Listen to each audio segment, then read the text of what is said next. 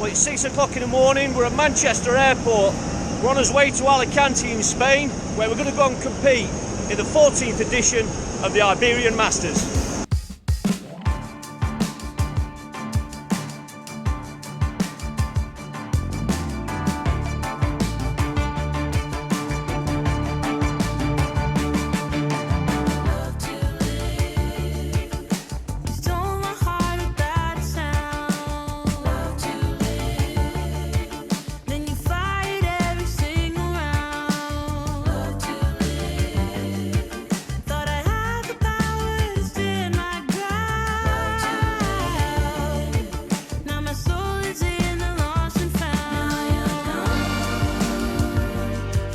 Gentlemen, welcome to Alicante with the local time is 10:05. We're pleased to inform you we have arrived 20 minutes ahead of schedule. A bumpy landing, but we landed 20 minutes early, so that's good. We're here, just waiting in the carousel now. So those that watched this event last year will probably know that I was stood here last year and my kit never arrived. It was on another plane, so fingers crossed that I'm not going to that lost property office again. So we're down on carousel 13, so hopefully all kit bags are going to be there waiting for us.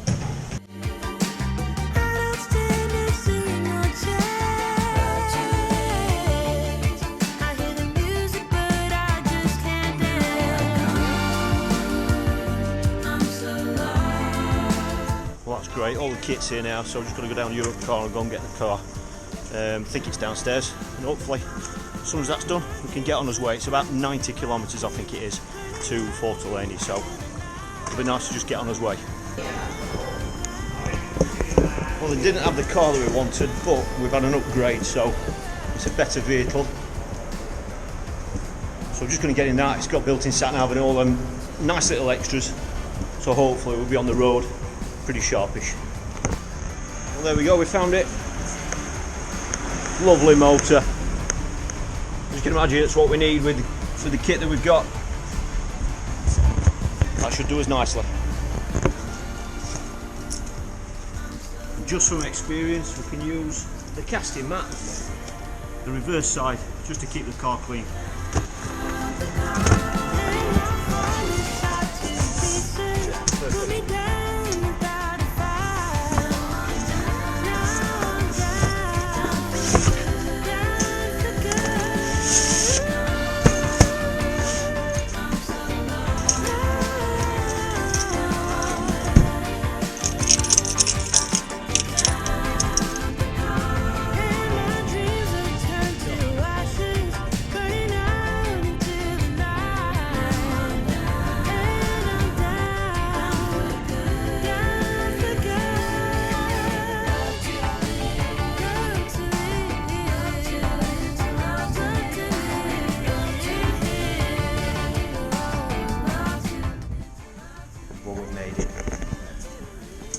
For those that watched the video last year, it's exactly the same room, except the difference is all my kit is here.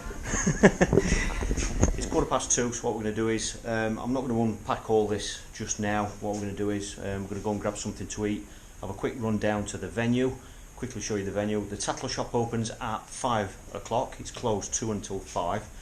So by the time we've had a look at the venue and something to eat, the tattle shop will be open. We're going to have a drive down there and I can get some bait for tomorrow, and any last bits and bobs that I feel I need, and then we'll head back here. I'll get all the kit out, set on the box up and all the rods and that sort of thing ready, and then I think we're eating at about 8 o'clock tonight, when hopefully that's when the rest of the English lads and all the lads from the other countries will be here, because they all stay in this same hotel. We've just stopped off, we couldn't resist, we've got to go past the supermarket on the way to the venue. Parked in the shade, it's lovely, it's red hot, get that, beautiful quiche, lovely. Just got some supplies. Just a quick word about this competition. It is a 3-day competition. We're just going to go to the venue now. I think we're going to go where the two bridges are, which is about section, I think it's between sections B and C. So I'll quickly show you the venue. I can go that way to the tattle shop. The plan is going to be practice Wednesday, practice Thursday, and then Friday, Saturday and Sunday are the competition days. So when I get back tonight, I can get my kit ready, and then hopefully I'm going to have 2 days on the venue just to try a few things out, which obviously I wasn't able to have that luxury last year. I was just straight into the competition. So we're just going to eat this, and then it's I'm not quite sure how far it is. It'll be about another 10 or 15 minute drive from here, and then I'll go and show you the venue. Beautiful. Just while we're passing, this is the town of Calera, which is where we're staying, where the hotel is, and the hotel where we're staying is the hotel where all the competitors stay. That's where the river is, going through the town. We cross this every morning to and from the venue. It's beautiful in the sunshine. The other lads are still on the way here. They're flying from Gatwick Airport, Stansted, I believe, somewhere from one of the southern airports. So hopefully by the time we get back this evening, some of them will be at the hotel, and then we'll all be able to eat together tonight. Dad's enjoying his. The verdict on the quiche is very flaky pastry, but it's got cheese on it as well, and it's a little bit like almost like a goat's cheese. Very different taste, but very nice. Finishing off with a donut.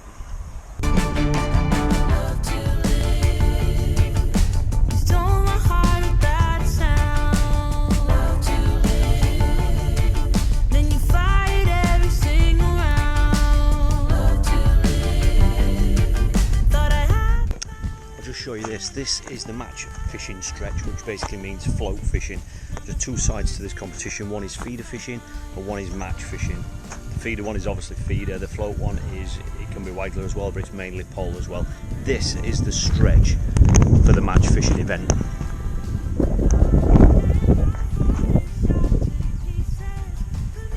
A lot more features down the other bank on this stretch. That wind's coming across into our face on this bank, but these are the pegs that are going to be in the match. Beautiful looking river. Bit of debris on the top as well. I don't know if that's going to affect us. But there is a weir between here and the stretch that we're fishing. So in its own kind of way, each stretch could be classed as a pound. You know, it's almost separate from each other. But I'll run up there and show you the venue now.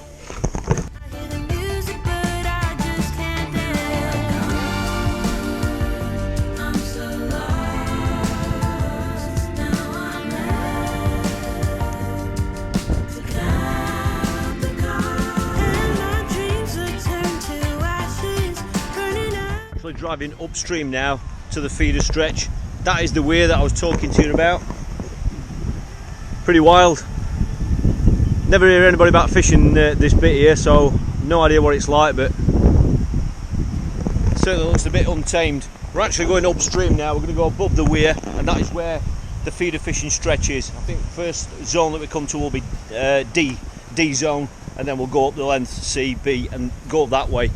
This is just really on our way to the tackle shop, but I can show you the venue on the way up.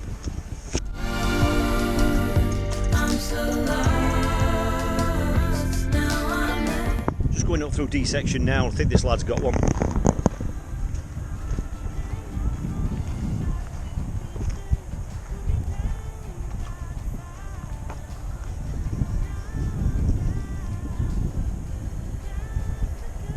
This is the section I drew on the last day last year. I was the second to end peg up at that end, and it fished really hard.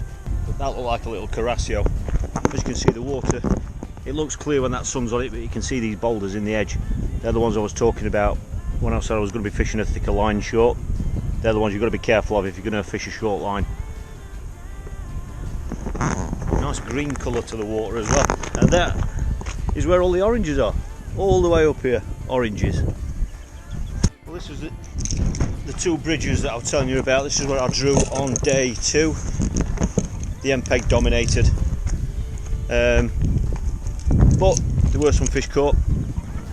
There we go. That wind's in a slightly different direction. Not as many anglers fishing as what I thought, but there are a few fishing, but we've only seen one fish caught so far. Some of these pegs are quite high up off the water as well. That's why I brought the longer feeder on this year.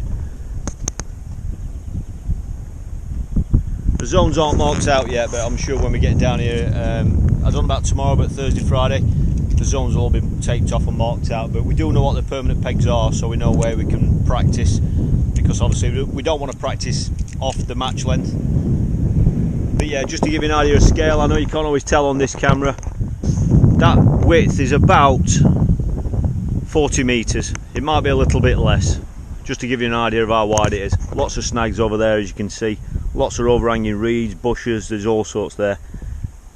And obviously underneath the water are loads and loads of rocks as well. Because we're high up on this wall now, the water is pretty clear, you can see what I mean about these boulders down the inside. I mean, you'd fancy fish obviously just being off that front edge of that, because obviously it's deep and they are features. But you can imagine, you know, you've got quite a bit of depth there as well if you were playing fish there over them rocks, and that's why we need to fish with thicker main lines. And a lot of the boulders like that you can't see, you don't really know they're down there, so that's definitely going to be something to think about when you're trying to, you know, select your lines on match day.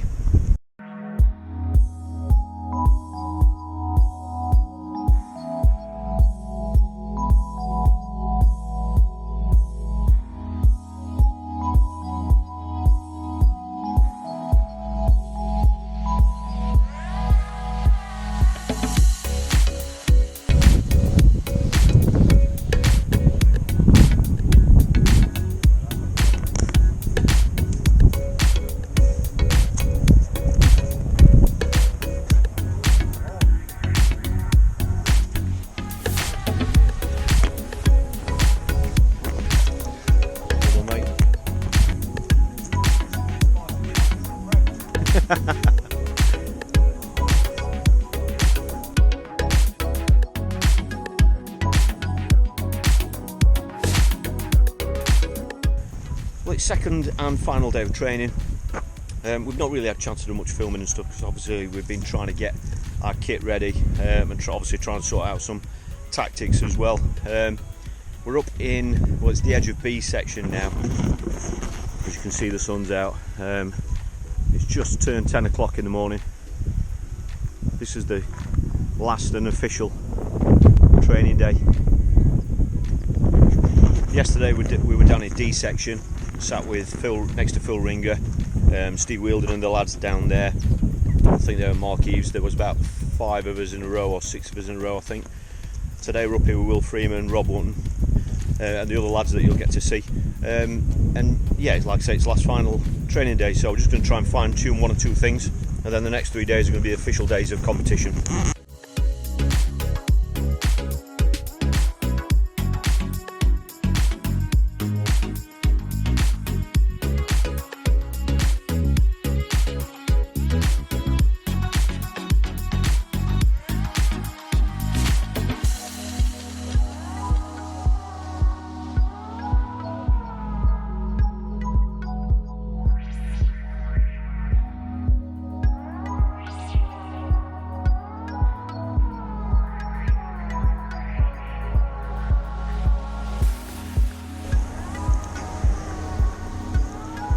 Good morning, it is morning of day 1.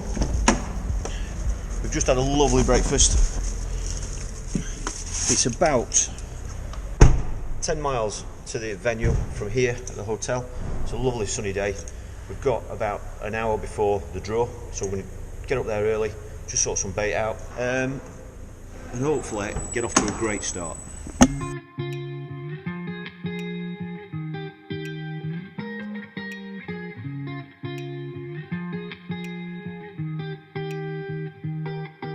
I once felt I'm done with the defense.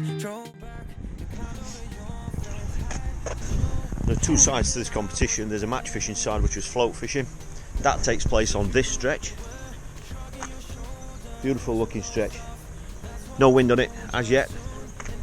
So that's the float only side of the competition. They are drawing now, so they've been drawing since 8 o'clock. We're due to draw at 9 o'clock. We're allowed to be on as peg for 10 o'clock, and then we're actually going to fish 12 till 5 after the 10 minutes pre-baiting.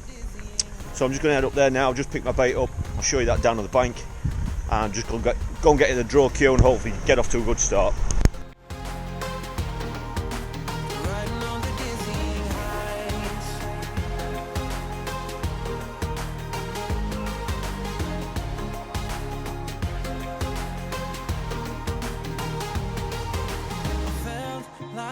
Nothing could stop us. sunsets. Remember the colors, they were wrong. It was way more than a dream. La de mayor participación.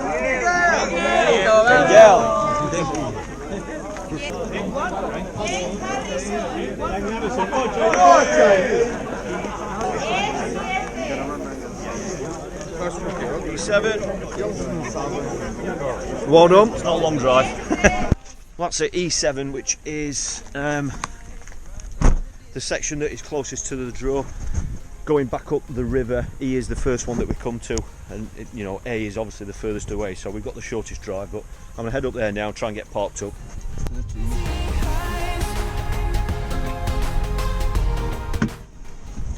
Right, first look at the peg.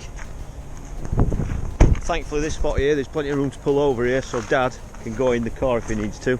But there we go, this is E section. Just goes around a bend there, that goes back up to, you probably just see the bridge in the distance going up to B section and sorry, C section around the bridge. But this is E, the last section in the match.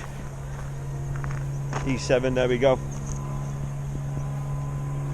This looks like the widest point of this section because it just comes, well, as you can see, right in a bend here, so don't know if that'll make any difference, but I don't know what that range is, 40 metres maybe, but we'll soon find out. Got some steps at the next peg, so that's good, I can get down. Not allowed on the bank until 10 o'clock, so I'm just going to get my kit out, get sorted, and sort some bait out. Well, some of the other angles have turned up now. We're just getting an idea of who we'd draw next to and who's in whose section. Down there, second from the end, is Will Freeman, who's a fantastic angler on here. Brilliant. He was second last year, Will, so he'll be very hard to beat, especially second off the end. Coming back, Graham is two to my right as well, who's travelled over with us. I'm obviously on E7. Next peg there, that Virtle, the angler's not there because he's gone for a walk down there, is Tom Pickering. And the next angler to him is Marcus Billen. So some great anglers in this zone, but as you can probably tell, it looks like this is the widest point of this zone. And the Hungarian guy on my right has just shown me some fish that he caught on this peg yesterday. So there were some carp here yesterday, some nice sized fish as well. But yeah, I'll talk you through the approach and stuff after 10 o'clock when I get down to the peg.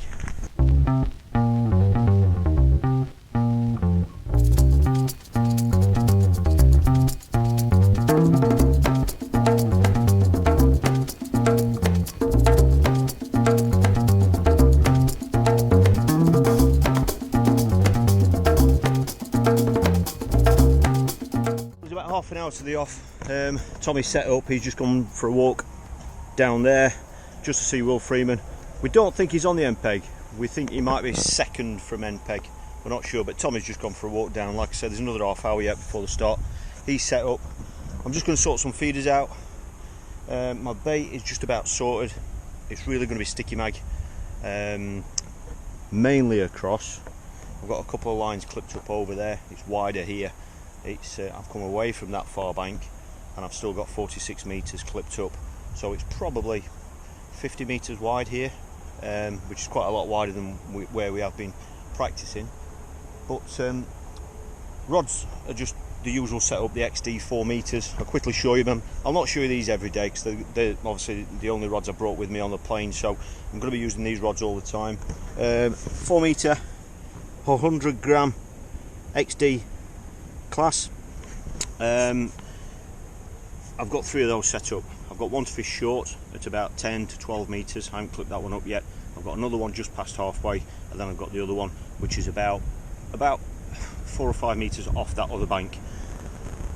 That obviously gives me the option to go past that if I want to go further across, but there are rocks, you can't see them obviously because they're all under the water, they're all submerged, but they are, you know, there are some there. I was picking some up as I was casting across with a bomb, but there are some overhangs, but there is a nice gap there that I can aim for, so that's where I'm going to start, across there. And like I said, I've got a line just past halfway as well. I can see almost everybody in the section here, so if anyone is catching on that line, I'll obviously be able to see that. Usual setup, it's day one, so I'll show you the setup, but it's going to be the same setup every day, so I won't go through this for the following 2 days. Obviously I've got the sticks in, 3 metre sticks, which come with that case, as you all know. I've got 3 rod set up. I've got two, I think. I've got two with the new Horizon reels on that I know a lot of you have seen. These are loaded with 8-pound Carp Master. I've got a feeding rod set up. I'm going to feed a short line. I'm not sure whether to feed it at the start, I will be honest with you. I've got to make my mind up whether I'm going to feed that from the start or whether I'm going to feed it from about halfway through the match. At the moment, I'm probably going to feed it halfway through the match, but it'll be interesting to see what the other lads do around me. Marcus Billen knows the venue well. Tommy's been here a number of years now and always does well, so it'll be interesting to see if they feed at the start. So if that is the case and I suddenly want to change my mind, my rod is here ready to go and I can fill that line in because I'm going to feed it heavy. I can do that at any stage. I'm ready to go. So that's it. That rod, I know you'll ask about it, is the 10-foot Fox Warrior feeding rod. As you can see, it's just a feeding rod, simple as that. Loads of people ask me about these feeding rods. They don't have to be expensive. That one, brand new, was about £55–60 to buy. That's a 10-foot version, and I can feed with that, or I have fed with that, with a big cage feeder up to 40 metres. If you want to go past that, you might need the 11-foot, but loads of people ask me about feeding rods. I've seen lads, even at the highest level, have rods that are 15 quid, just cheap rods. As long as it's got a decent pound test curve on it to cast the big feeders, it doesn't have to be an expensive issue. But I haven't made my mind up when I'm going to feed that line yet. That is going to be short, slightly to the right. And that's it. There's no wind on it today at the moment. Bit of a slight breeze, but the sun's out as always. Bait brolly, obviously, conditions like this, you've got to keep everything in the shade. I've got some sticky mag there, some dead maggot as well. I've got some corn, and I've got some hemp, and I've got a little bit of ground bait just for capping the feeder off when I bosh that short line. Plus I can try ground bait further across if I'm struggling or if I see anyone else doing the same. 4 metre river net. You can see why it's got to be a 4 metre net on a venue like this. He's so high up off the water, and to go with it, the Horizon X-Class, that's the 5.5 metre landing net handle. I haven't actually got it set up at 5.5 metres. You know, it does come with 2 threads on there, so there is another section that goes on the end of that if I want to extend it to 5.5 metres, and that section's got another thread on it. If you're catching skimmers, bream, fish that are smaller, but you know they are carp on here, so I'll put the thicker one on just because obviously if I do catch any big carp, it's going to allow me to haul them, and it's going to be strong enough to haul them up that steep bank. Casting mats in place on this section. You can probably tell a 4 metre rod's going to get you up and over that wall, which is great. You know, some sections you're not, your rod's about here, which causes problems, but it's going to allow me to get up and over. So I've got the casting mat there. You might see Dad park there as well, but there's a casting mat, and that means when my rig goes onto the dirt there and onto the road, it's obviously not going to get caught up on anything. It doesn't damage the rig, and I can just launch it out onto that 45 metre line. That is it. I've done enough talking for you. Don't know how much action there's going to be for you to watch, but I will be filming at some stage, and they're my starting points. I'll just take it from there and hopefully get off to a good start. The other added nice touch about this competition is that the organisers, as part of the competition, they bring you a packed lunch down before the start of each match, so you don't have to worry about that. There's all sorts in there: donuts, bananas, sandwiches. Really look after you, and you've even got the choice of a Coke, or you can have some water, or even a beer.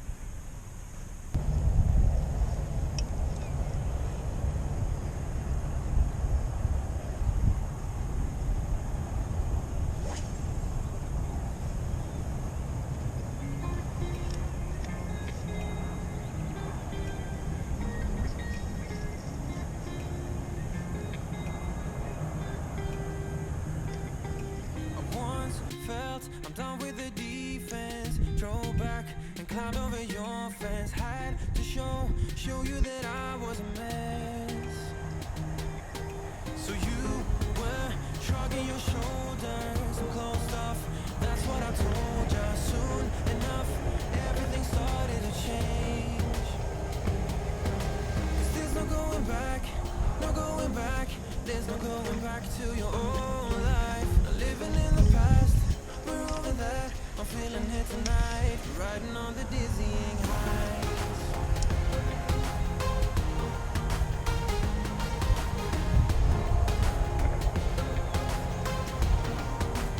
Riding on the dizzying heights.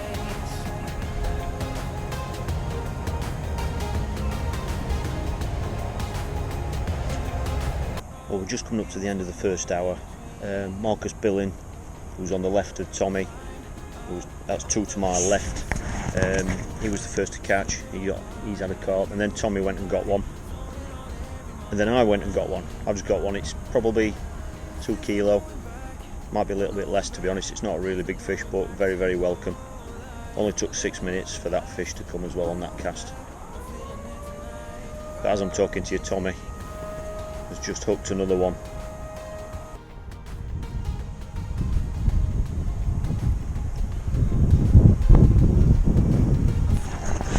That is a very big fish.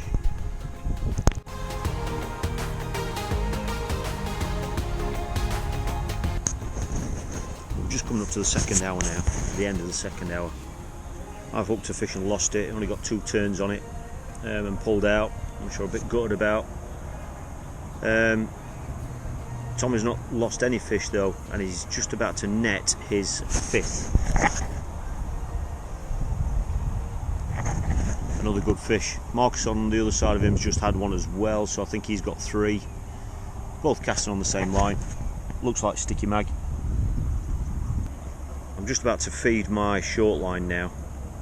I decided I'm going to feed it after 2 hours, so then it's got 3 hours obviously of the match remaining. I obviously won't go on it straight away, but I just don't really know why I'm not getting any bites on that long line. I've scaled down now. I've got 14 on, but I've scaled down to a thinner line as well, just to see if that, a lighter hook, just to see if that's what's making a difference. But I haven't had a bite on it or anything, so I can't say it has made a difference. So I think I'm going to switch back to what I was on, because anything I hook I need to land, so I'm going to make sure I've got a decent hook and decent line on. So I'm just going to feed that short line and then just stick across there on that same line. It'd be daft for me to try anywhere else because Tommy's caught over there and he's only 2 pegs away, so I'm going to get that short line fed.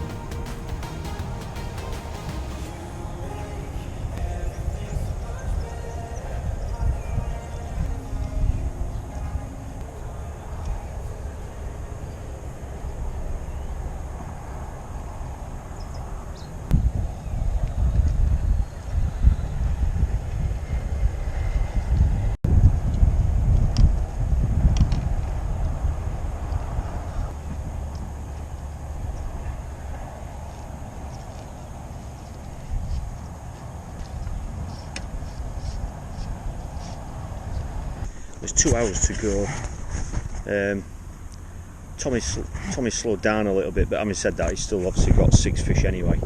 Marcus on his left has just had 2 in 2 casts, so you might have caught him up now, actually on fish numbers. I don't know about weight, because a lot of them, they're all different sizes. I've just had 2 in 2 chucks.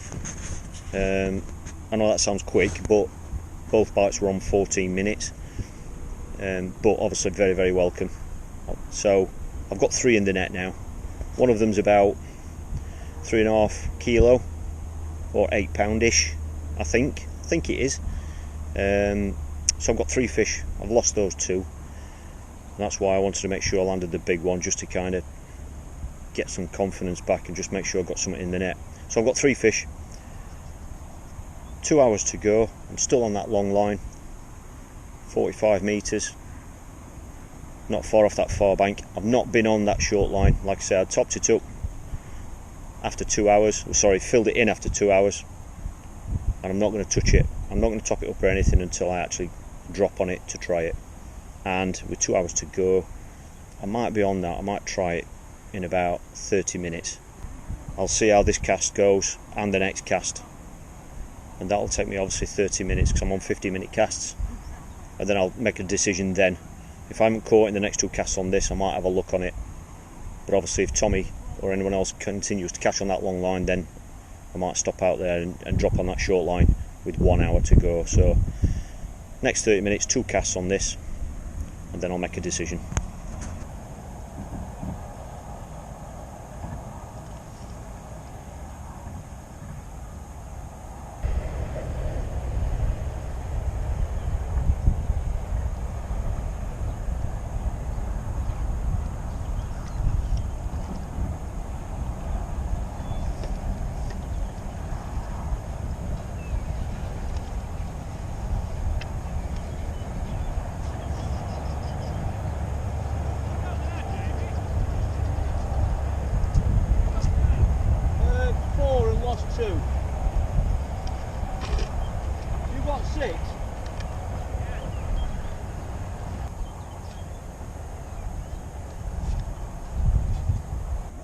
Well, there's about 6 minutes to go. I haven't had any other bites.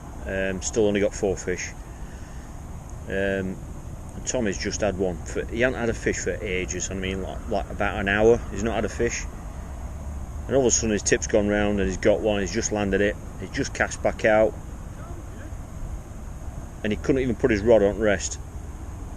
He didn't even get a chance to put his rod on his rest, and the tip's gone straight round. And another one's took it. So he's just playing that one fish. So he's easily beat all this part of the sector. Like I say, I mean, this whole area, I haven't even seen what's happened up to my right. I've seen the odd fish caught down to the left. But my guesses are Tommy with his net of fish is going to be incredibly hard to beat, even if the end pegs have fished pretty well. Tommy has got a cracking weight.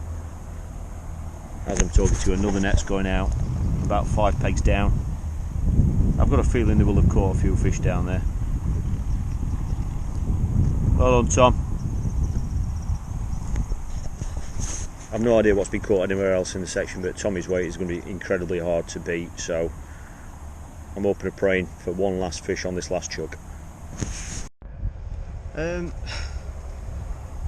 Well, one of the buttons didn't work when I pressed it going into the last few minutes of that. I'm a bit gutted you didn't get it on film to see it, but I've just netted a fish probably between 8 and 10 pound with 3 seconds over the actual time. Absolutely gutted. I hooked it with 2 minutes to go from that far bank, and I've just had to crank it best I could. Tommy at the next peg was counting down for me, just saying whine, whine, whine, but the fish was that big, there was only so much winding I could do. Took a chance on it, really bullied it, and I've scooped it, got it in the net just as the final hoot has gone. But under these rules and international rules is the net that the fish is in has got to be clear of the water. But because the fish was so big, my net was fully extended, and you can't lift a fish like that out with 4.5 metres of landing net pole out. So I've had to put the fish back. Still in a bit of shock, to be fair, but I think that's really going to cost me some points, some mega points, because it was a big fish. I think Tommy's ended up with 8. We've just heard Will Freeman on the end's got 5 and 2 Carasio. So I've ended up with 4. One of them was a good fish. But obviously I've lost 2 and just had to put a near double back. A bit gutted, to be honest.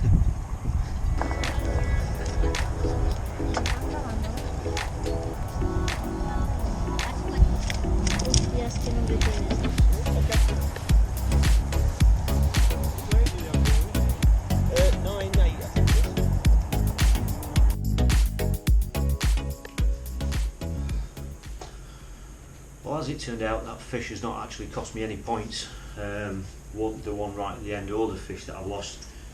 Tommy's gone on to win the section. He's done fantastic. He's had 17 kilos, but thankfully I've weighed 9 kilos 800, and that's got me second in the section. Absolutely over the moon with that. The top 3 is always brilliant in this company, so I definitely would have taken that at the start. The lost fish wouldn't have overtaken Tommy. He wouldn't have been big enough to get me another point. Will Freeman on the end, he's had 2 more fish than me, but they weren't quite as big, or one of them wasn't quite as big anyway. So he's ended up 4th, and I think Marcus Billings ended up 3rd. So 2 points. I'm actually over the moon with it, especially for the middle part of the section as well, because hopefully I like to think that there are going to be there's going to be a visit to an end peg or a better peg than what I've been on today, which will give me a good chance of scoring low points as well. I'm just back at the room now. I've got about 25 minutes until we go down for something to eat. Just putting a fresh line on one of the reels, just ready for tomorrow, and that's it really. So we're just gonna have a quick shower. I'm going to put this on, have a nice quick shower, then we're going to go downstairs and have something to eat. And there's a payout tonight as well, so we're going to pay out for, I don't know if it's first and second in section or just first, I'm not sure, but either way it's the 2 points that matter. So we're going to go downstairs, have a couple of hours just relaxing, have something to eat with all the lads, find out how all the other lads have gone on, find out how the other sections have fished in case I'm going to any of them tomorrow, so I can get an idea about how they're fishing, and get to bed early and have a good night's sleep. Going to be up again at 6 o'clock in the morning. Breakfast is at 7, and the draw time is 9 o'clock again. So we're looking forward to some food and some sleep. So I'll see you all in the morning for day 2. Well, this is the morning of day 2. Like I've mentioned before, all the competitors stay here in this lovely hotel, Hotel Calera. All the competitors are staying here, so that's great. You get to see them every evening, and that's great, obviously, because you can find out how other sectors are fished and all that kind of thing. And obviously, it's nice to see a lot of faces from all over the world, really. The also great thing about staying here is, on the boards behind me, these results were actually up last night by about 8 o'clock. So by the time we'd got back here, we got showered and changed to go down for food. We could obviously come and have a look here and find out you know, the results for the day. So these are up from yesterday, obviously day 1, and there is a list of individuals all in order, and on each sheet it gives you obviously the day, the weight, the peg, and then that's the same for day 2, same for day 3, and the total points and total weight. So these are the leaders. 26 kilo was the winning weight on day 1, obviously on 1 point because he won the section, and they're all the leaders from day 1. Yours truly, I'm in 10th, 2 points. It's just was the lowest weight of all the other people on 2 points on 9 kilo 800. That carp that I had to put back with a few seconds to go cost me a few positions, but you know, it was the 2 points that was most important. And then you've got individual sector descriptions and details there as well, if you want to check out, you know, what pegs produced in each sector as well. And that's up on here every single night. There's also details there of all the payouts and everything as well. So that's another major advantage of stopping here, because every evening by about 8 o'clock you've got the full results to have a look at. So that's it, it's day 2. We're going to go jump in the car now. We're drawing in about an hour's time, so we're going to have a nice steady draw up there, sort some bait out, and I'll see you at the draw.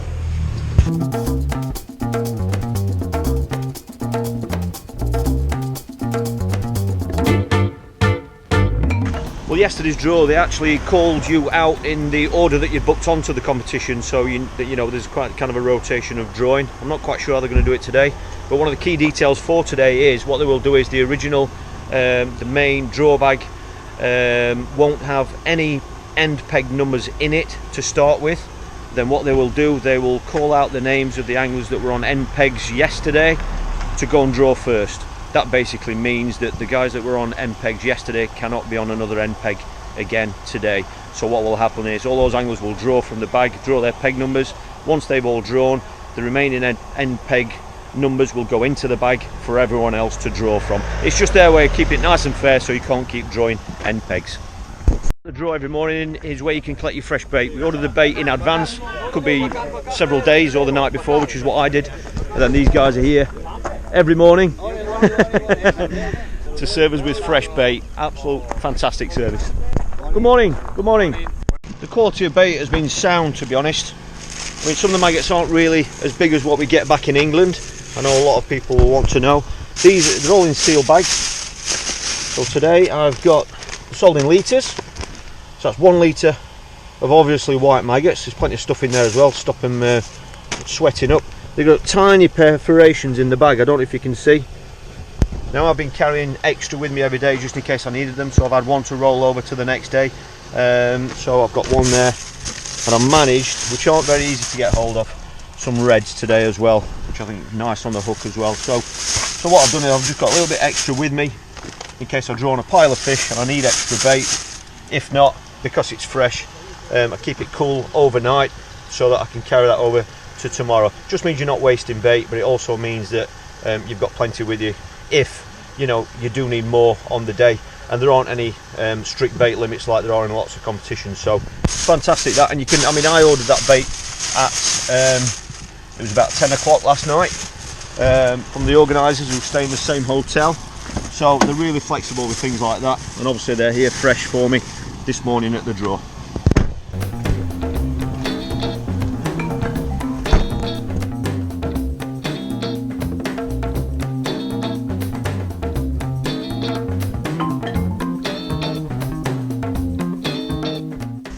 The unwritten rule is if you're blank or don't weigh in, you get to wear the white electrician's tape. Unfortunately, Steve copped for that yesterday in his new headband, his new look. Well, it's just about 10 minutes before the start. There were quite a few, well, not a few blanks, there was about 4 or 5 blanks yesterday, but there were some areas that were really, really tough. I'm here now with Mark and Graham. Graham was in my section, he was just down to my right, you probably saw him. I didn't know if he'd caught. You ended up with one, didn't you? Well, I hooked one and I had one out within about half an hour. Then I ended up hitting 3 fish on the 3/4 line, and I got them right inside into near the rocks on the inside. Just pulled out. You know, you couldn't know why the reason why they pulled out, but there seems to be a lot of people losing fish. But the key detail is that he won't say, I know he won't, is that he had blanks either side of him. 2 dry nets either side of him, so. And Mark, rough day. I drew D2, I was quite hopeful because it was 3 pegs away from where I practiced on Wednesday and caught some fish. But I had 3 pulls all day, lost one after 3 minutes, which really sort of blew my mind, especially when the bloke on D1 had 2 fish by then. But I did manage 2 more pulls and weighed 2 fish in for 5 kilos, which wasn't quite a disaster, but at least the weather's nice. Yeah, that's it. They predicted the weather's going to be the same as yesterday today, but tomorrow we've been told we're going to get wet, aren't we? Yeah, wet indeed. Several predictions for how it will fish tomorrow, but we've got to get through today first. Very few of us have brought a brolly. No. Yeah, it's not the kind of venue where that's the first thing you pipe, but hopefully we're going to get some flyers drawn now.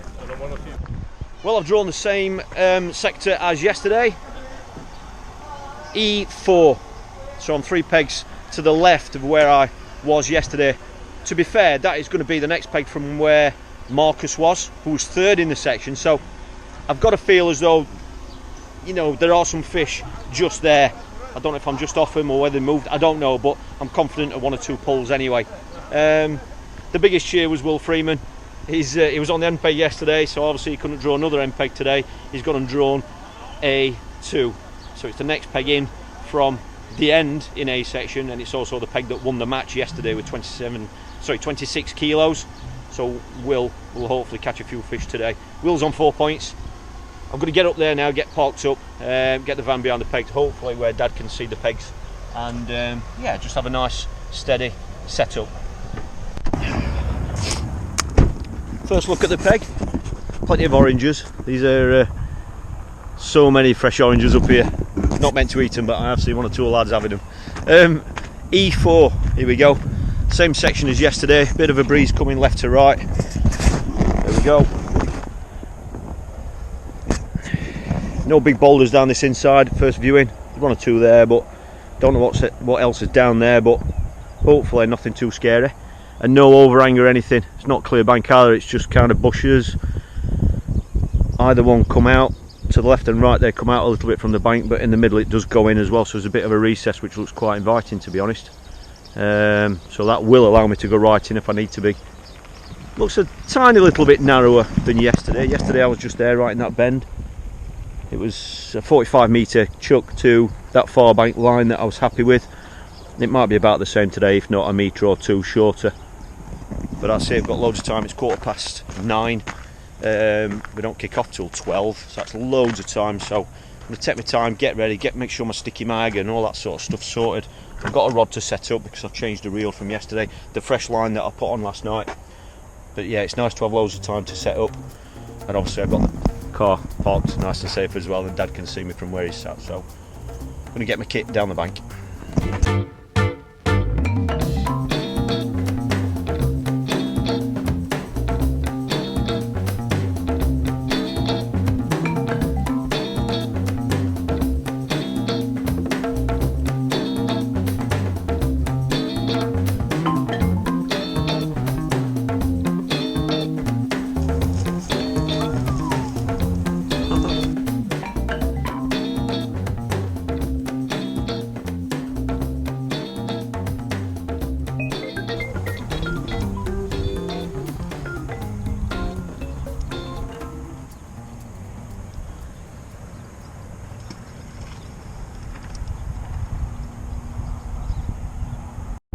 Well, we've only just started. I've just pre-fed that short line. Today's superstar, obviously yesterday was Tom Pickering. Today's superstar at the next peg, if we forgive the few drops of rain on the camera, that's probably showing you what the weather's like, is none other than Phil Ringer, and he's hooked a fish first cast. He's on the peg that Marcus was on yesterday, and interestingly Marcus has drawn to the right of where he was yesterday. So I think Marcus is on the peg that Tommy was on yesterday. But like I said, Phil's starting on a different line from me, and he's into a fish first cast.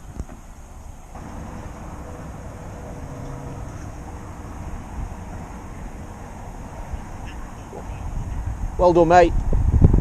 Great start.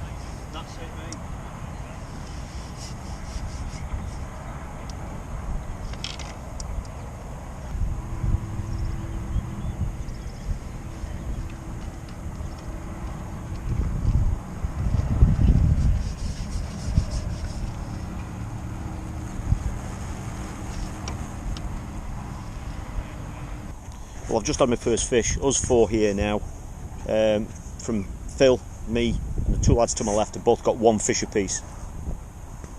But Phil has just had a small Carasio as well, and I think he's just missed a bite. So it's a steady start, but it's nice to get a fish in the net nice and early. I noticed the other three lads had caught before me were further away from that far bank. I started off, clicked off at 45 metres, and that's probably only about 1.5 metres, 2 metres off that other bank, and I was the only one who hadn't caught. So I've just taken 5 wraps off my reel, come 5 wraps closer, so I'm further down that slope, and I've just had my first fish, so maybe that's the depth they want to be in at the moment. So I'll just stick at that depth and see if I can, get any more bites. Well, we're only about 30 minutes in, and Phil's running away with it just here in this section. Everyone down, well, these next two anglers to my left, they've both got one apiece. I've got one. Phil has just netted his 4th fish. His first one was a carp, that one is a good carp, and his second and third were smaller fish, they were Carasio. That's 4 bites he's had in, 5 or 6 chucks, so he's by far doing the best here. Marcus on his right has also got one fish as well, but at the moment it's all about Phil. I've come 5 wraps closer from my original line. I've not had another bite on that line, and Phil is further away from that other bank than me, so I think I'm going to have to take 5 more wraps off again and just come a little bit further away again, just to see if it's going to nick a fish on more on that line that Phil's on. Got a feeling I might be on the wrong line at the moment. Start to expect it.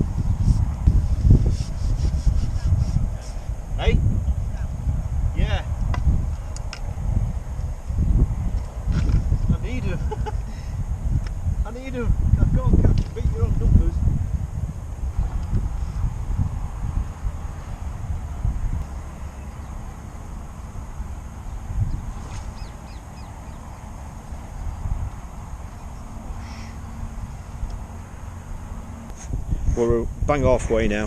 2.5 hours gone. Dad's just been kidnapped by the organisers to go and have some paella and a beer, just like they've done every day, which is nice.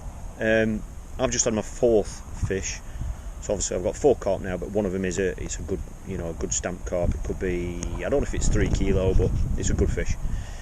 Lad on my left has got 1. Next one down, I think he's got 3. He's just had his 3rd. And then the lad on the end peg, who you probably can't just make out, he's been catching quite a few. I don't know how many he's got. He might have 6, might have more, I don't know, but it is the end peg, and he's casting right across, and he's casting really tidy as well, right under the other bank. Phil on my right has just had way more bites than anybody else. He's probably got about 8 fish now, I think. Marcus on the right of him is, I don't know how many Marcus has got, possibly 2, maybe 3, and that's it. Phil's just had way more bites than anybody else, but it has slowed down for him now, but he still keeps getting the odd fish, which is keeping him in front. I've just stuck on that same line. I'm still right across. I've not tried my short line yet. I'm just sitting and waiting across there. 15-minute bites. When you get a bite, they're just on. The tip just bends round, the fish are on. And like I say, I've been on 15-minute casts. My last fish came on 11 minutes. So I can't see, there's definitely more fish being caught in this section so far from yesterday. Sounds like the other sections are fishing hard. Jose on the end of this section, right up to the right where Will Freeman was yesterday, we've seen him net a couple of fish, but we don't know how many he's got. We've not heard any news coming down the bank, so I'm just going to keep doing what I'm doing. Like I say, Phil's caught more than anyone else round here, so, and I'm on the same line as him, and if I could just keep nicking the odd fish, then hopefully it'll just keep ticking over.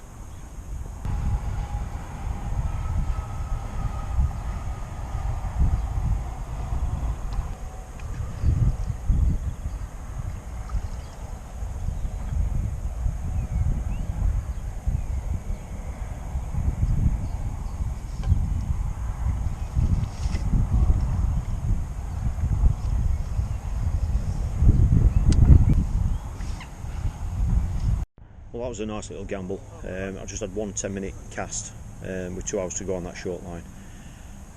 Just as it came up to 10 minutes, I hooked one. So I've just had my 5th carp. It was a good stamp fish as well, which can be the case here when you catch them close in. Sometimes the fish that you catch close in are your biggest fish. So I'm on 5 now. To be fair, I haven't got a clue where I am in section now. I've just completely lost track. I've not been watching people, so him on the end peg seems to have slowed down to my left. He's not catching as many. Phil's still about at least 3 fish in front of me, might be 4 fish, but 1 or 2 of these are smaller, Carasio. Other than that, there's just odd fish caught here, there and everywhere, but we're not really watching them now. So what I've done is, I've just took and caught that fish on that short line. I didn't have another cast on it. I put that rod down because it caused that much disturbance. It went all over through the peg and everywhere, and I think if there were any other fish there, I'm sure it would have spooked them.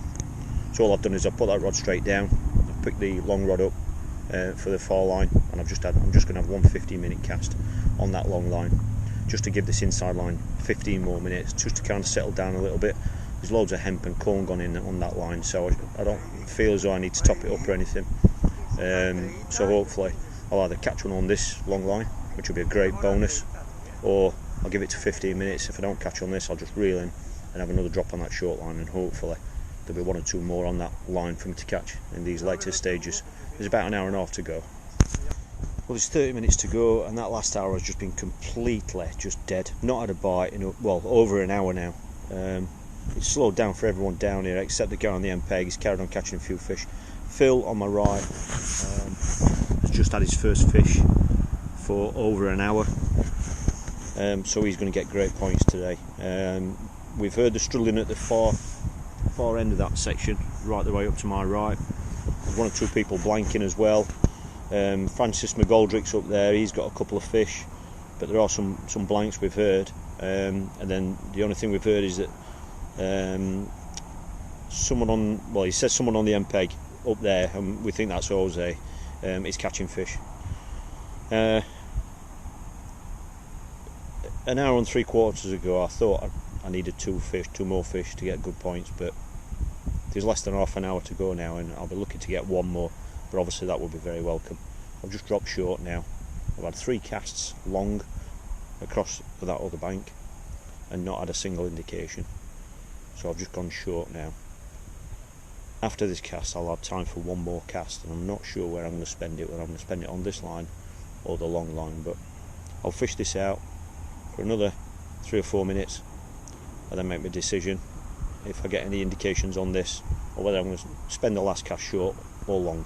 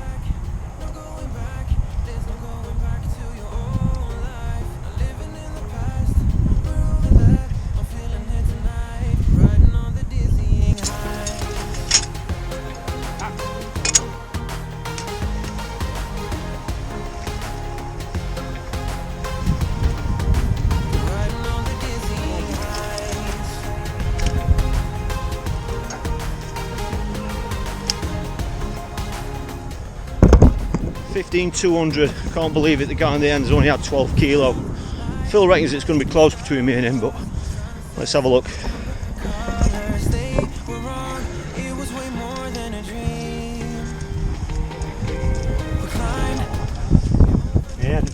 Whoa. 13,798. Well, mate. Wow, didn't expect that at all.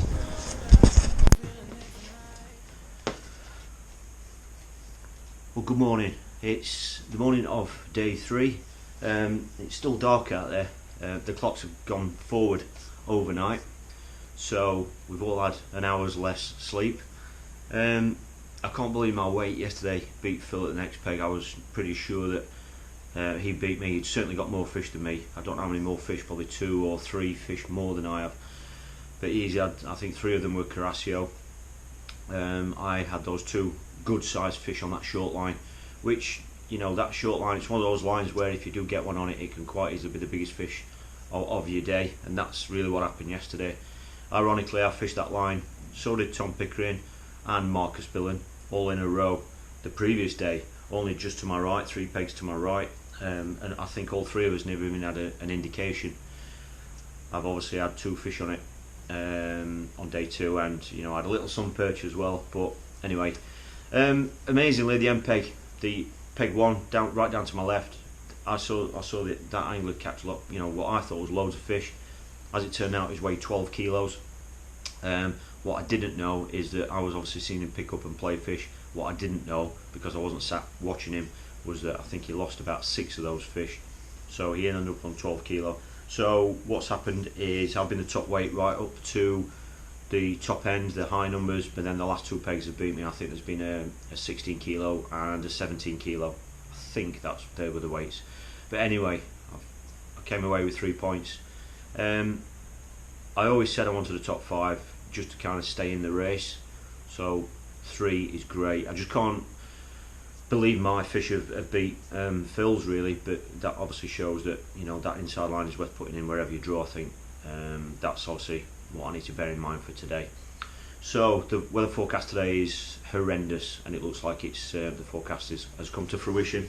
It's very windy. I think they've said, I keep looking that way because the window's there. It's the forecast 30-mile-an-hour winds and rain all day. It's currently raining now, and I honestly think it's going to put 1 or 2 anglers down a little bit. Certainly fishing that far bank, it could be very difficult today. And I'm also expecting 1 or 2 anglers not turning up. You know, the anglers that aren't in the race if the weather's going to be rubbish on the last day. I think there might be 1 or 2 that don't even bother going to the peg, maybe not even turn up for the draw, I don't know, so there could be some gaps today. We've just had breakfast, I'm just going to head down now. I'm now in 6th position. It's very, very tight. I'm just 2 points off the lead, so I'm just going to get the rest of my bait together, the hook lengths that I tied up last night, head down to the car and get to the draw nice and early so we can get parked up, and if the weather's bad I might have all my waterproofs on as well, so I'll see you down at the draw queue. Here tonight, riding on the dizzying heights.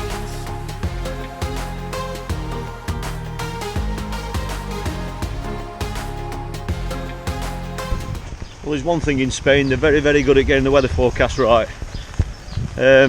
Just coming up to the draw now, as you can see, the predicted weather is here. This is the match fishing length. There were 14 blanks on here yesterday. There were 6 in our feeder competition. Well, 5 or 6, sorry, I'm not sure which one it was, but there were definitely 14 blanks down here. As you can imagine, this weather's obviously dampened a few of the anglers' enthusiasm and stuff, so just need a peg now that's going to give me a chance of catching a few fish. I haven't been anywhere near an end yet, so an end peg or a second to end peg would probably be an advantage, but that's out of my hands, so hopefully we're going to get a good one.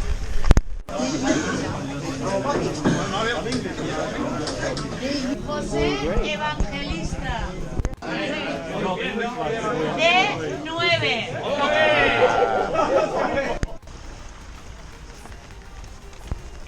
Well, that's the draw done. It could have gone better, but it could be a hell of a lot worse. I'm back in E section again, so this is the 3rd day I've been in E section, but I'm on E2, so I'm second off the end. Definitely chance of a few fish, but obviously I'm seeking, well, a section win, to be fair. A top 3 would be nice for me to get in the frame, but I don't want a frame, I want to win, so I'm on E2. 9 kilo came off it yesterday. He only lost 1 fish, and I think he caught all his fish right across. The peg on his left had 12 kilo, which is the end peg, so a couple of things I'm hoping for. The main one is, I'm hoping whoever is on E1 is not going to fish similar to me and cut my fish off, certainly from that far line. But other than that, I'm just going to have to get comfy, make sure I've got my bait under cover, because as you can see, it's looks like it's setting for the day, so just got to make sure I can keep my bait dry and everything, and yeah, I'll see you down on the bank. Right, bit of a rush job, well, not rushed, but I'm not hung about today. Pretty sure I know what I'm going to do.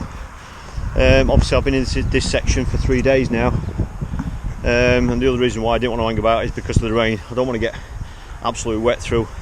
It was over 2 hours. It was over 2 hours when I got to my peg before the match started, so it's plenty of time, so I didn't want to spend 2 hours in the rain, so I'm wet through for the match. So I'm just about set up now, my bait's sorted out, and then obviously I can have half an hour in the car with Dad, who's in there sheltering. I can have something to eat and a drink, just chill out really, and stay nice and dry before the start of the match. I'll talk you through the kit now, because obviously when the match gets going out, you know, my mind will be focused on that. I've obviously just got the casting mat in place. A lot of people don't know what they are. I mean, we don't use them much in England anyway, but this is it's a casting mat, so when I bring the rod back, because of the nature of how high the wall is, and because you're trying to get across there, you've got to lower the rod behind you. It just stops your rig and your hook and stuff getting caught in all this here and damaging your rig. You can use them back home, like on the Trent when the grass is long behind you and things like that, so they are useful back home as well. But that's what that is. A lot of people have asked me about them, but that is the Feeder Freak Catch Fishing Channel casting mat. They are available, £15 now I think they are. Directly underneath this video is a link to the store, to the catch fishing store, so if anybody wants one of those, there are a few left. It is a limited edition, because I want to change the design, but yeah, the link is below the video.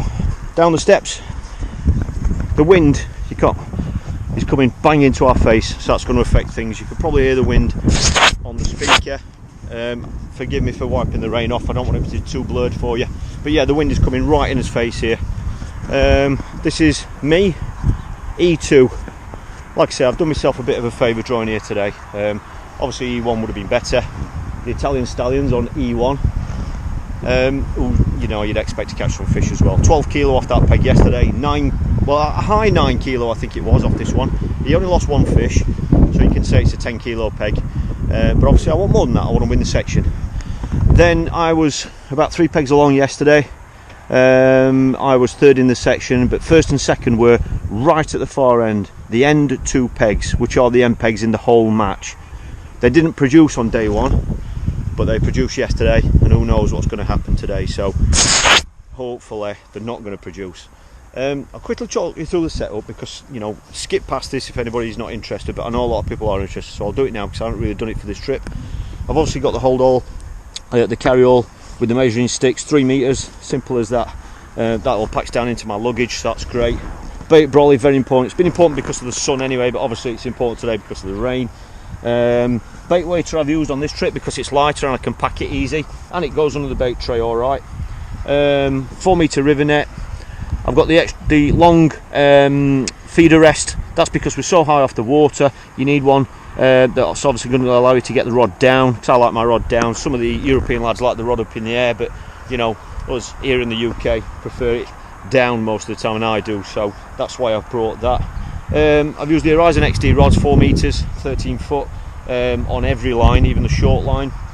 That's mainly because it helps you get up and over this wall. If I only had an 11 foot rod, I'm obviously not a tall lad anyway, but your rig would be hitting here somewhere, whereas obviously a 13 foot rod allows you to get up and over that wall on most of the sections, certainly on this section anyway. The F25 seat box, obviously, I mean, I love that. I will use that a little bit more at home as well. It is a lovely compact box, but obviously because I've flown over here, I can break that down and it compacts away into my kit bag, so I can bring it away with me on these trips. Atomizer, that's because we're using sticky mag. If anybody wants more information about sticky mag, then just comment below and I could do a quick video about fishing with sticky mag. It's not something I do very often, and I've only probably done it about 5 or 6 times in my whole life, but it's been working here, so I'll be using it again today. These are the rods for the inside. Well, that one is the one that I'm fishing with. I've got one of the original Aquas reels on that one. Fantastic reel. I'm not sure if they're still in production at the moment. Now we're on to the Horizons, which are those ones, which are slightly larger in physical size. And then that's a feeding rod. It's the 10 foot Fox Warrior that I'm using just for feeding that short line, but it's a 3 pound test curve. It's a little bit heavy for casting one of the large feeding feeders, but because it has got a little bit of extra oomph in it, you know, it can do several jobs. You know, you can cast further out with it as well with bigger feeders, so it just does a multiple of jobs. And for about 60 quid, if you can get a rod like that you can feed anywhere from, you know, up to 40 metres, then, you know, it's just more economical to get a rod that can do lots of different jobs, isn't it? I mean, let's face it. 4 metre landing net I've got set up. I haven't got it set up at 5.5, just 4 metres with the extra section left off because we're fishing for carp. So there's by leaving the extra section off, there is a thread on the second section which is obviously a lot thicker, more durable when we're fishing for carp, and that's the, I'm not sure what size it is, probably 45 centimetres by 55, which is a carp landing net handle, landing net, which obviously we need for these fish here. What else we got? Stink bag. That's obviously what I've used to transport my tackle, my nets and things over here on the plane. It's coming in very handy as a little storage unit, as you can see, keeping everything dry in there, like the sticky mag, and there's all sorts of bits and bobs in there keeping dry, so that's really handy like that. I've got the bait here. In there I've got some ground bait for boshing that short line in. There's my sticky mag, obviously kept really nice and dry, and that is my mix for putting in on the short line. That's what I'm going to put in on that 10 metre line today.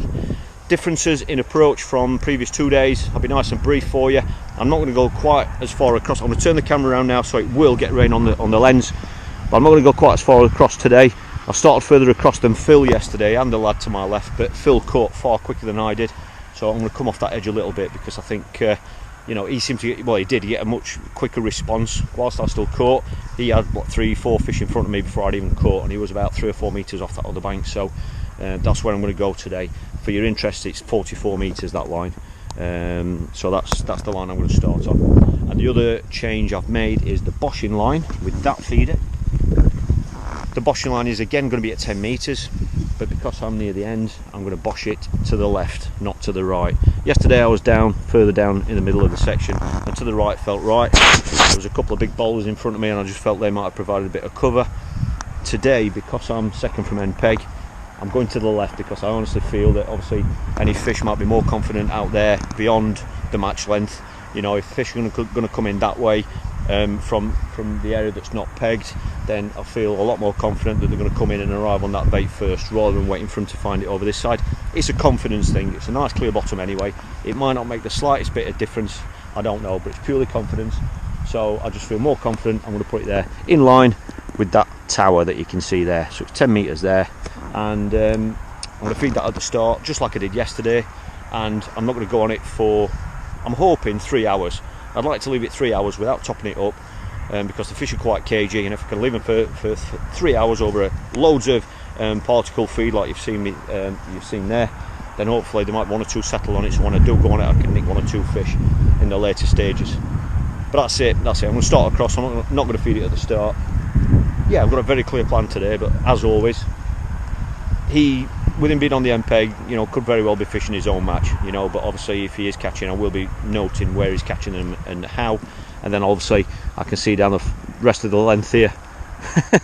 We can see down the rest of the length here, so if lads are catching on whatever lines, then obviously, you know, I should be able to see what's happening, and if I've got to make any changes, I will. So that's it. I'm going to go and have something to eat in the car with Dad, take my jacket off. I'm going to put a couple of tie wraps in the front of that because the wind is blowing into here. These have got ringlets in them, or eyelets if you want to call them that, so that you can tie wrap them down or stake them. You know, if it's on grass you can stake them as well, just to stop the wind getting under it. So I'm just going to put 2 tie wraps on that and go and have something to eat in the car with Dad. Going back to your own life, not living in the past. We're over that. I'm feeling it tonight. Riding on the dizzying heights.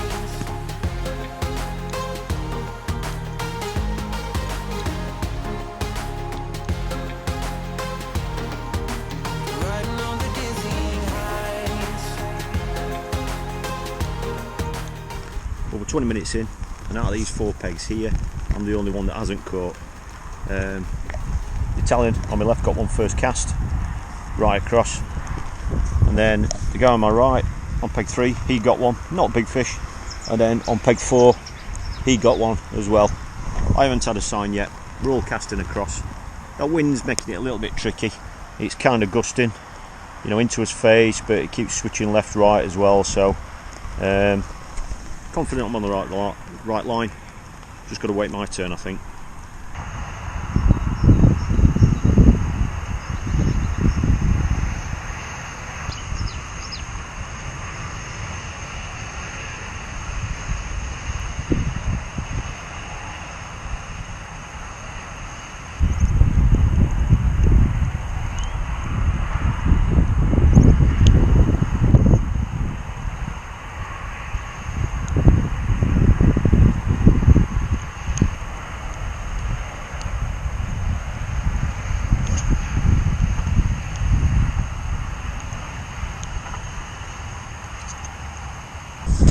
Well, I'm really annoyed about that, but I played it.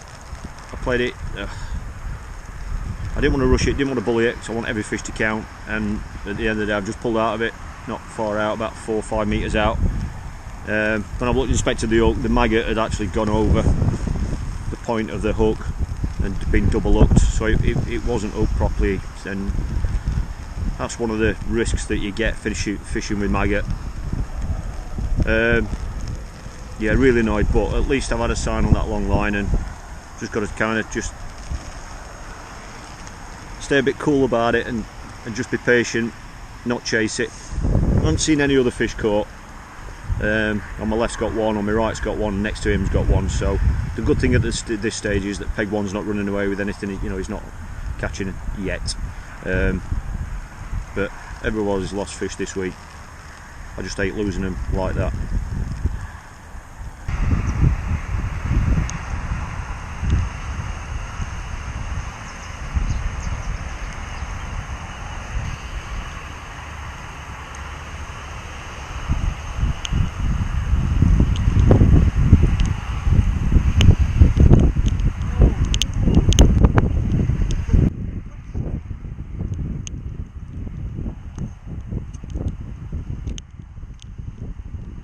How many times does that happen? Again, I've just pulled out, only under the rod end. Maggot was double hooked again, gone over the point of the hook. I haven't had that happen to me for about 3 years, and now it's just happened twice in 2 chucks. I'm absolutely gutted. Can't afford to be losing any fish, never mind two. I think the lad next to me has just had one more. Well, I'm not sure if he landed it or not, I'm not sure. He's definitely hooked another one. Can't believe it.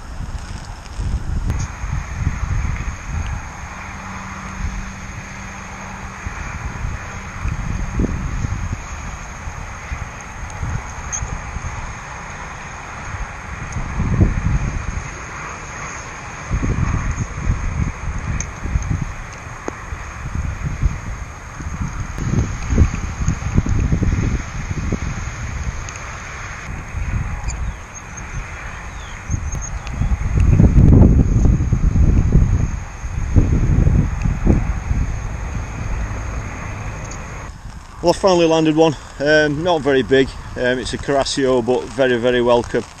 Lad on my left only got one, lad on my right, he's definitely got one, he might have two, I don't know if he landed the second one. And two along from me, he's got two fish.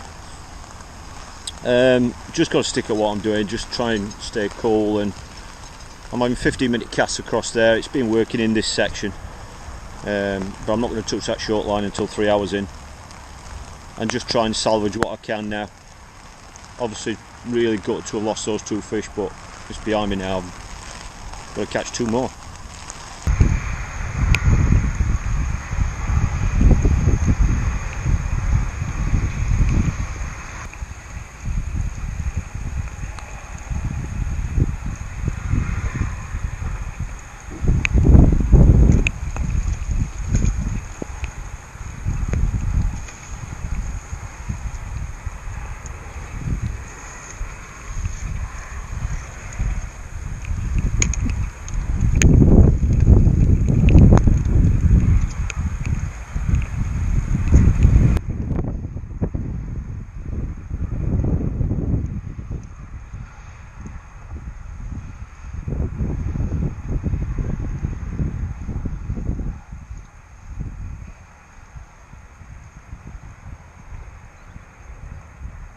Well, there's 1 hour left, and it's just horrendous. It's absolutely, can't quite comprehend how bad it is.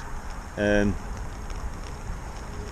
on my left, he had one carp earlier, then he had another. He's just, in fact, I'm not sure if he's got 3 or 4 now, but he's cast in and tip's gone straight round. Didn't even have a chance to put rod on the rest, it's gone round. So I think he's got 4 now. He's had 2 in 2 chucks. Just out of the blue, he's had nothing for over an hour. Lad on my right, he's moving for a walk again by the looks of it. I think he's got 3 now. He keeps going and standing behind his box and messing on the wall and stuff and just leaving it in, and he's picked up twice and there's been one on, so he's got 3. Next lad along's doing well. He's got 4 or 5 now, I think, and I just cannot get a bite. I just, since that last carp, I've not had any indication whatsoever. I'm back out there, back across. I've had a look on the 10 metre line, no signs on that. So there's an hour to go, and I'm not really sure what to do now. If it stays like this, I've completely crashed out. I don't know whether to stay long, where I might pick up a couple of fish where I have seen fish caught, and I'm not sure whether to go onto that short line and spend it on there and risk the chance that if I can get one on it, it might be a big fish. I'm not quite sure what to do. I mean I've just gone tighter. I've taken 5 wraps off the reel, off the clip, and just gone closer still to that other bank, because that line I've been on, like I say, I've just not had a sign now for 2 hours. Nothing at all, so I've just gone a little bit closer to that other bank, and I haven't had an indication yet, but I'm in desperate need of 2 or 3 fish. Well, there's 50 minutes left. I've just decided I'm going to have a look on this short line. The lad on my right, whilst he was stood behind his box again, re-clipping another rod up. His other rod's gone, so he's just had his I don't know if it's his 4th fish now. And another one he just cracked off, then he settled up again, went back in, and it's gone straight round. He's got another one. It's not feeling very good at the moment, so I think if I stop on that longer line there's a chance of a fish, but I've come shorter onto my 10 metre line now, because I think if I get one on that, it's going to be a good stamp fish. You know, I've heard they're catching 1 or 2 bigger fish around the corner, short. Obviously that's a different section, but I've fed this line, so I've just got to hope if I get one on here it's going to be a good fish, and if I can get more than one, obviously that's great. So 50 minutes to go, and I'm just on that 10 metre line, in line with that tower there. Fingers crossed.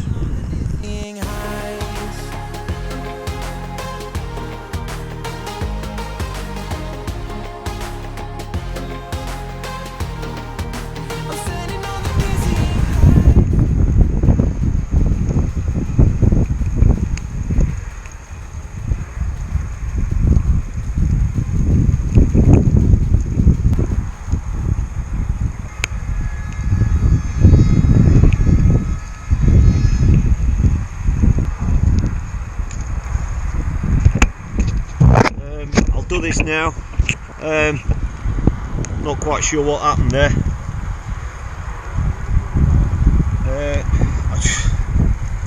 I just don't know what's gone wrong there. I've had 4 bites all day. As you know, I lost the first 2 fish through the maggot, just been double hooked. I'm just a bit speechless, to be fair.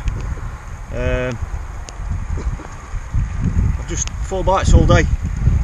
The exact same happened to me last year. I was in 10th place last year, going into the final day, and this happened. Today I was 6th, just 2 points behind, and it's happened again. I've done everything. I think today I fished the best match I've fished all week. My casting's been bang on, I've made sure of that. My bait's been bang on, and I think my decisions have been right, but I just haven't had bites. Very disappointed. I'm not loving fishing right now.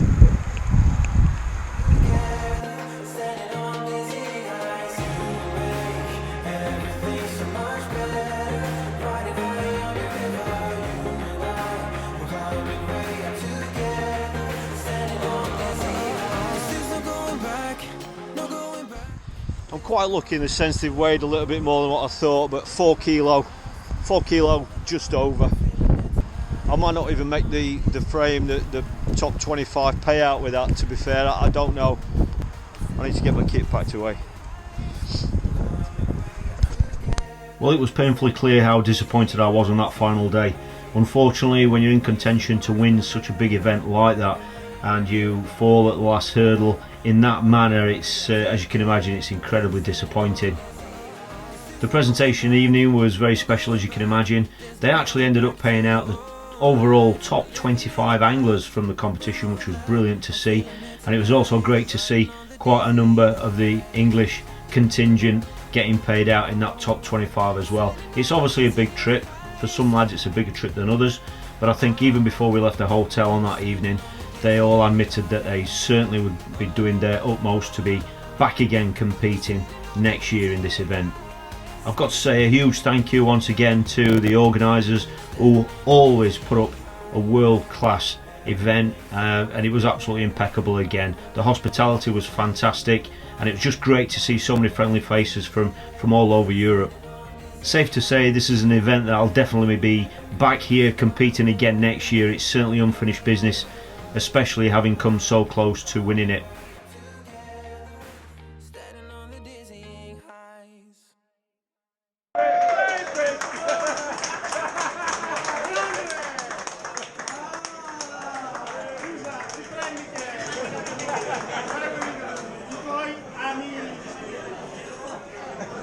Purtroppo abbiamo già finito.